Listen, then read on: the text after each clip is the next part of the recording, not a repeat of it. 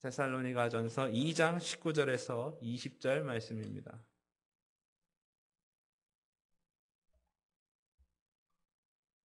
데살로니가전서 2장 19절에서 20절, 신약성경 331면에 있습니다.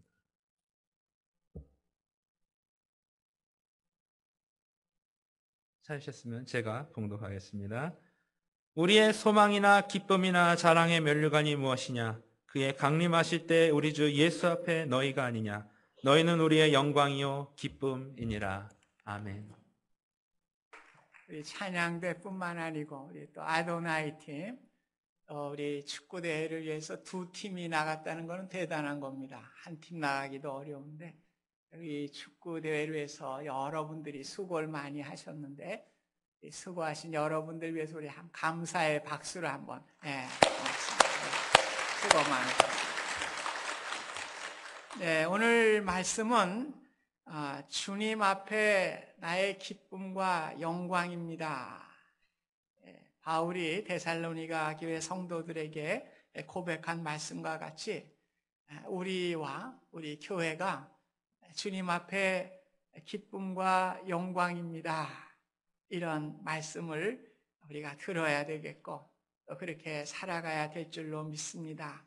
오늘 데살로니가 교회의 탄생을 살펴보기 위해서는 사도행전 17장을 가서 보시면 알 수가 있습니다. 바울이 마게도냐로 와서 도우라고 하는 환상을 보고서 제일 처음으로 간 곳이 빌립보 성이었습니다. 빌립보 성에서 복음을 전했는데 로마의 정신과 어긋나는 종교를 전한다고 하는 이유로 심한 박해를 받게 되고 감옥에 갇히게 되었습니다. 하나님의 은혜로 감옥에 지진이 나게 되고 감옥에서 옥고가 풀리고 이제 간 곳이 데살로니가 지역이었습니다. 데살로니가는 마게도냐의 수도입니다. 마게도냐 하면은 우리가 잘 알다시피 알렉산더 대왕이 건설한 그 제국이죠. 마게도냐 제국의 수도에 해당되는 큰 도시입니다. 그래서 유대인들도 많은 사람들이 공동체를 이루고 살아가고 있었습니다. 오늘 데살로니가에서 황제 가이사가 아닌 예수를 전한다고 하는 이유 때문에 유대인들에게 핍박을 받게 되고 심지어 깡패를 동원해서 바울에게 테러를 가하게 되는 이러한 일도 일어나게 되었습니다. 그래서 이러한 상황 속에서 바울과 그 일행이 베레아를 잠시 지나고 아덴을 거쳐서 오늘 고린도 지역으로 들어가게 됩니다. 고린도 지역에서 데살로니가 교회에 대해서 염려와 걱정이 많이 있었죠. 어떻게 되었을까? 그럴 때 디모데가 좋은 소식을 전하게 됩니다. 오늘 데살로니가 교회가 하나님을 기쁘시게 하고 많은 교회 모범이 되고 있다고 하는 기쁜 소식을 전하게 될 때에 바울이 너무나 기뻤습니다. 그래서 오늘 고린도 지역에서 데살로니가 교회에 편지를 보낸 것이 데살로니가 전서 오늘 읽은 말씀이 되겠습니다. 오늘 데살로니가 교회가 어떻게 하나님의 주님 앞에 기쁨과 영광이 되었을까? 전체적으로 우리가 해석해 보면 사도행전 17장 2절에 가서 보면은 바울이 새 안식일에 성경을 강론하였다. 안식일을 3번 성경을 강론했는데 그 강론의 내용이 17장 3절에 나오죠. 그리스도가 해를 받고 죽은 자 가운데서 다시 살아야 할 것을 증언하고 이르되 내가 너희에게 이르되 이 예수가 곧 그리스도라. 무슨 복음을 전했습니까? 예수님의 죽음과 부활에 십자가의 복음을 전하게 되었습니다. 오늘 이 복음은 십자가의 복음을 통해서 우리의 신앙이 형성된다고 하는 사실을 여러분이 믿으셔야 돼요. 교회 나와서 뭐 재밌는 이야기, 세상적인 이야기, 철학적인 얘기 이런 거 들으려고 하지 마시고 오늘 복음을 들어야 돼요. 복음을 들을 때에 우리의 믿음이 더욱더 굳세게 된다고 하는 사실입니다. 그래서 데살로니가 성도들이 십자가의 복음을 데살로니가전서 1장 6절에 보면 또 너희는 많은 환난 가운데서 성령의 기쁨으로 말씀을 받아 우리와 주를 본받은 자가 되었으니, 또 2장 13절에 내려가면 우리에게 들은 바 하나님의 말씀을 받을 때에 사람의 말로 아니하고 하나님의 말씀으로 받았다고 기록하고 있습니다.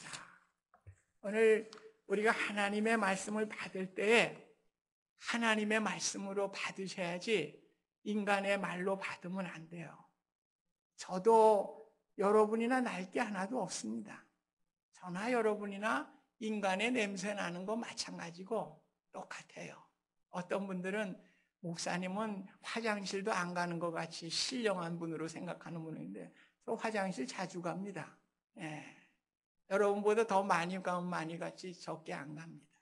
예. 여러분이나 저나 똑같은 인간입니다. 그런데 목사의 일은 무엇입니까? 하나님의 말씀을 여러분들에게 전달해 주는 것입니다. 마치 물이 파이프를 통해서 전달되는 것과 마찬가지로 제 역할은 뭐예요? 파이프 역할이에요. 물을 전달하는, 또 하나님의 말씀을 전달해 주는, 여러분에게 전달해 주는 거니까, 파이프에 해당되는 거니까 저는 아무것도 아닙니다.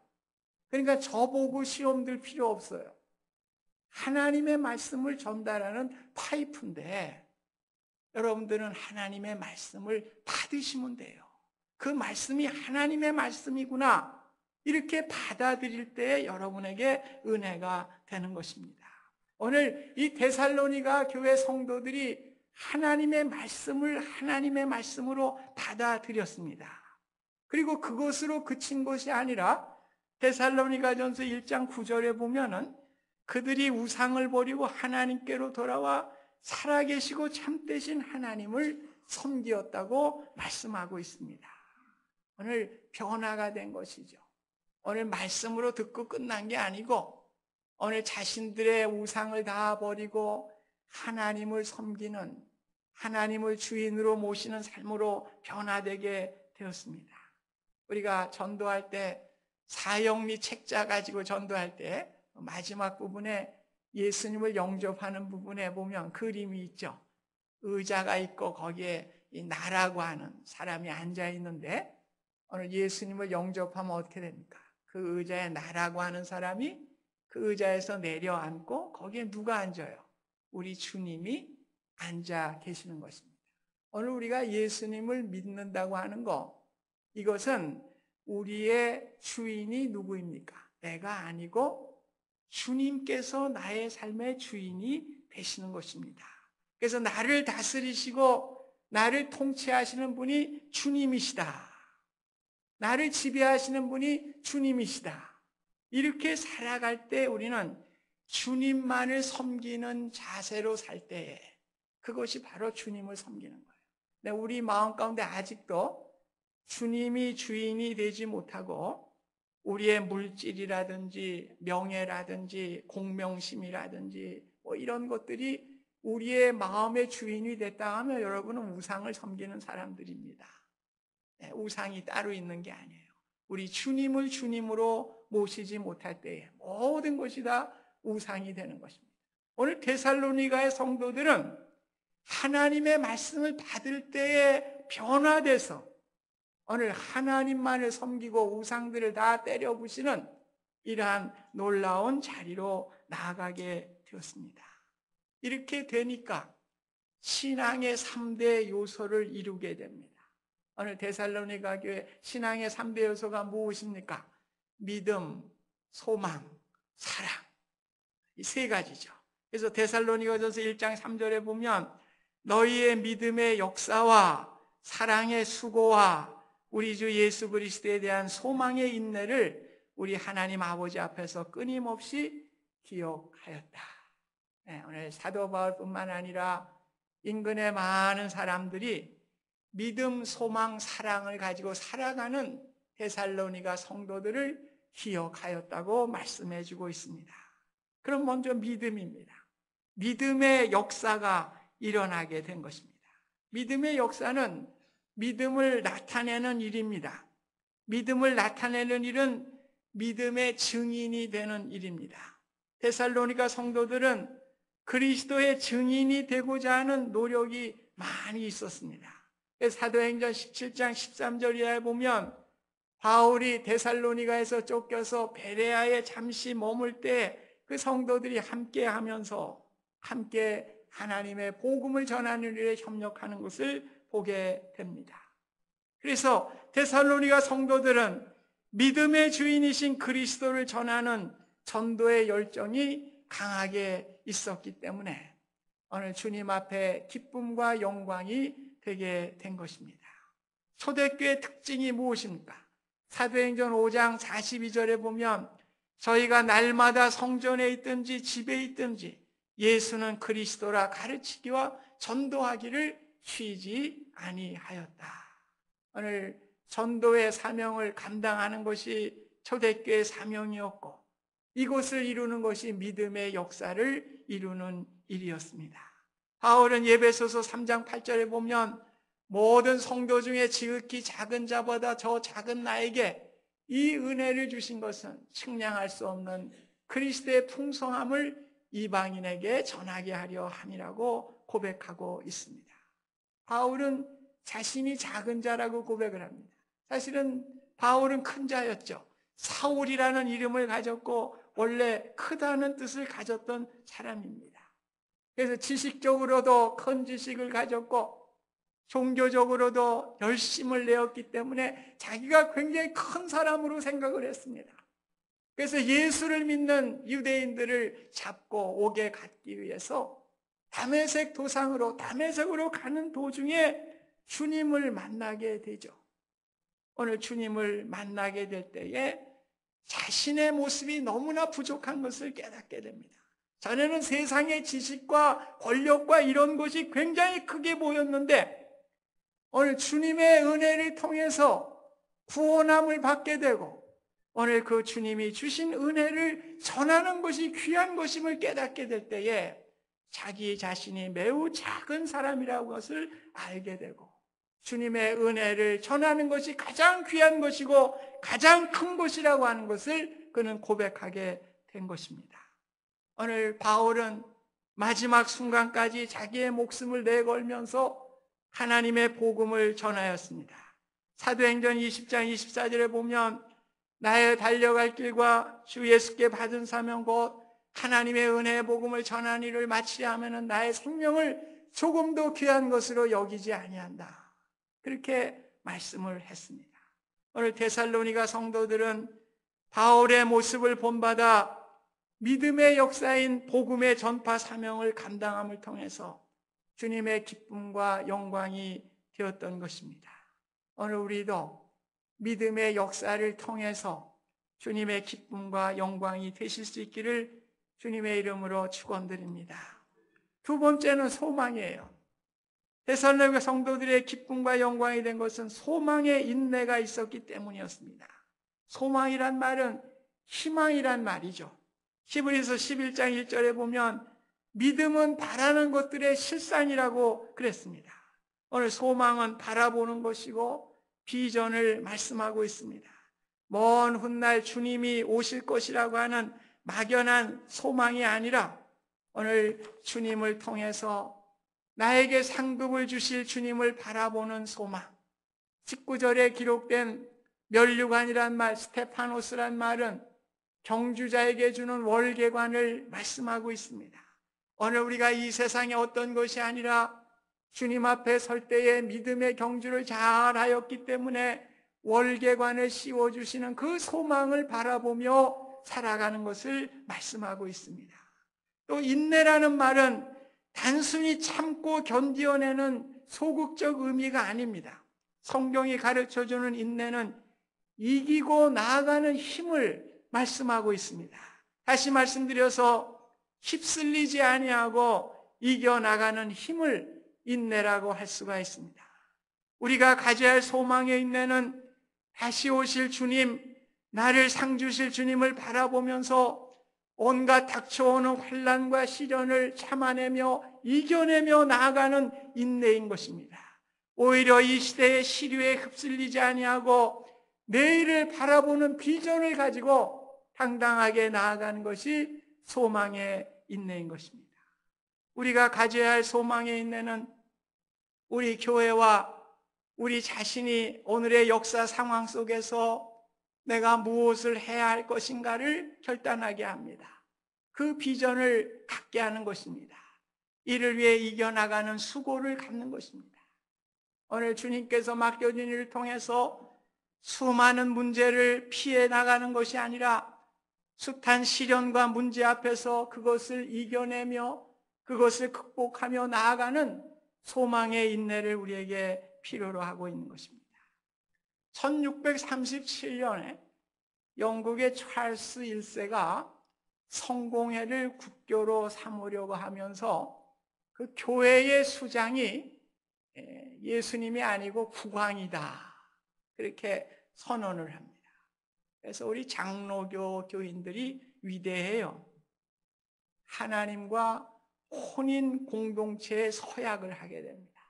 그래서 오직 하나님만을 신랑 삼고 신부 삼겠다는 서약을 하게 됩니다. 그들은 국왕이 교회를 지배하는 것을 반대하고 오직 예수 그리스도만이 교회의 머리가 되심을 선언하고 소망의 인내를 가지고 나아가게 됩니다. 국왕은 여러 가지로 회유를 했죠. 그러나 그들이 듣질 않아요. 그러자 영국의 제일 북쪽 지역에 지붕이 없는 감옥으로 그들을 보냅니다. 지붕이 없으니까 영국이 또 비가 얼마나 많이 와요. 비바람이 뿌리고 이렇게 지붕 없는 곳에서 비에 젖게 됩니다. 겨울에는 또 눈보라가 치게 되고 그대로 다 맞는 것입니다. 그들은 비와 눈에 젖으며 추위와 배고픔의 고통에 시달리면서 죽어가는 자들도 많이 있었습니다. 단지 국왕이 교회의 머리가 되십니다, 이렇게 고백만 하면 살 터인데 신앙의 절개를 지키기 위해서 현실보다는 미래의 하나님의 상급과 그 소망을 바라보면서 오늘 그 현실을 극복하며 인내하며 나가게 된 것입니다. 그래서 28년 동안 핍박을 받는데요, 그들이 목이 잘려나가고 또 추위와 굶주림에 죽은 사람이 무려 28,000명이에요. 그래서 우리 장로교는요, 이 영국의 북쪽과 스코틀랜드에 되어 있어요. 왜? 그 사람들이 고난받은 사람이에요. 그래서 이 미국 장로교회도 역사가 그렇습니다. 이 청교도라는 게 그래요. 그분들이 도저히 살 수 없으니까 네덜란드나 여러 곳으로 이제 피신을 하게 되고 그들이 종교의 자유를 얻기 위해서 미국에 오게 됩니다. 그래서 미국 장로교의 초창기 교인은 장로교인들은 스코틀랜드 장로교인과 영국 북쪽에 있었던 장로교인들로 구성이 됩니다. 그래서 이들의 프라이드가 대단해요. 여러분 스코틀랜드 장로교인 만나보시면 조상들에 대한 프라이드가 대단합니다. 왜? 조상들이 그러한 시련에 굴복하지 아니하고 믿음을 지켰기 때문에 그렇습니다. 그래서 이곳에 와서 장로교의 꽃을 뿌리게 되지 않습니까? 그래서 미국의 헌법이 장로교로부터 나왔다고 하는 사실을 여러분 기억하세요. 미국의 건국은 장로교인들이 한 거예요. 그만큼 우리가 위대한 장로교인들이 된 것에 대해서 자부심을 가지셔야 됩니다. 그런 장로교회. 우리는 헌신의 숱한 시련과 고난과 문제 가운데서 오늘의 역사 상황 속에서 우리가 해야 할 일이 무엇인지 정하고 내일을 향해 나아가는 것이 소망의 인내를 갖는 것입니다. 오늘 우리가 이 세상 살아가면서 믿음 지키기 어렵고 힘들다고 그래서 그저 타협하고 그저 믿음을 헌신짝 버리듯이 이렇게 해가지고는 우리가 소망의 인내를 가질 수가 없습니다. 오늘 우리는 아무리 세상이 우리를 핍박하고 우리가 믿음으로 살아가기 힘들다고 할지라도 오늘 그 믿음을 지키고 소망의 인내를 가지고 나아가게 될 때 오늘 우리는 주님의 기쁨과 영광이 될 수가 있는 것입니다. 마지막으로는 믿음, 소망, 사랑이죠. 오늘 사랑의 수고가 있었던 교회였습니다. 사랑의 수고란 말은 나를 사랑하시는 하나님을 위한 수고도 되는 것이고, 이웃을 사랑하라고 하신 주님의 말씀에 따라 이웃을 사랑하는 수고도 되는 것입니다. 미국의 신학자인 존 포웰이라고 하는 사람이 자신의 클래스에서 한 학기를 가리키는데, 한 사람이 너무나 반기독교적인 질문을 하고 괴롭혔던 학생입니다. 강의가 끝날 때에 그 학생이 이렇게 묻습니다. 교수님, 나 같은 사람도 하나님을 찾을 수가 있나요? 그럴 때 교수님은 이렇게 얘기했어요. 자네가 하나님을 찾는 것이 아니라 하나님이 반드시 자네를 찾아올 걸세. 왜냐하면 하나님은 사랑이시기 때문에 그런 것이지. 오랜 시간이 지났습니다. 몰골이 초췌한 모습으로 이 학생이 존 포웰 교수를 찾아왔습니다. 교수님, 제가 교수님 말씀한 대로 하나님이 저를 찾아주셨습니다. 근데 자네 몰골이 왜 그 모양인가? 작년에 암 선고를 받았습니다. 저는 암 선고를 받고 아버지와 원수같이 지냈습니다. 도저히 화해할 수 없는 그런 상황인데 아버지와 화해하고 싶었는데 아버지가 혹시 화해를 해 주실까 걱정을 하면서 아버지를 찾아갔습니다. 제가 이 등치가 큰데 아버지가 제 어깨를 만지면서 엉엉하면서 펑펑 우셨습니다. 그때 저는 아버지가 나를 사랑하시는구나. 또한 생각이, 아버지가 나를 사랑하신다면 하나님은 나를 얼마나 사랑하실까?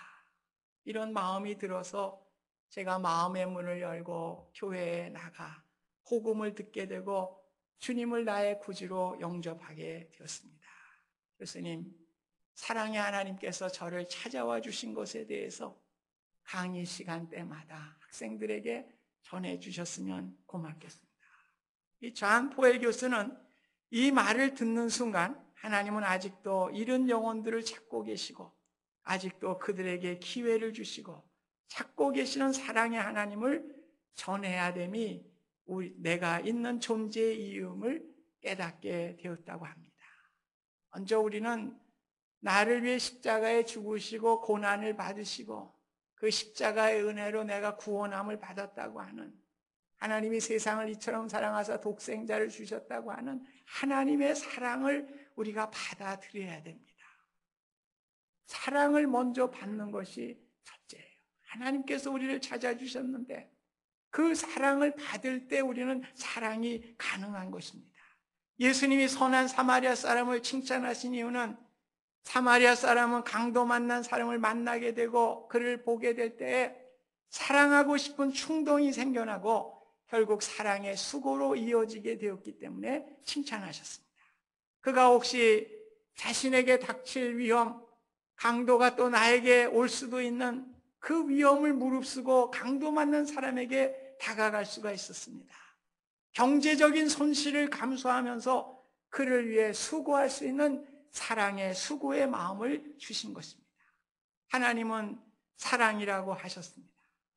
우리 죄 때문에 진노하신 하나님께서 우리를 벌하는 대신에 우리를 사랑하시고 우리의 죄를 용서하시기 위해서 친히 몸을 쓰시고 인간의 몸을 쓰시고 우리를 찾아와 주신 것입니다.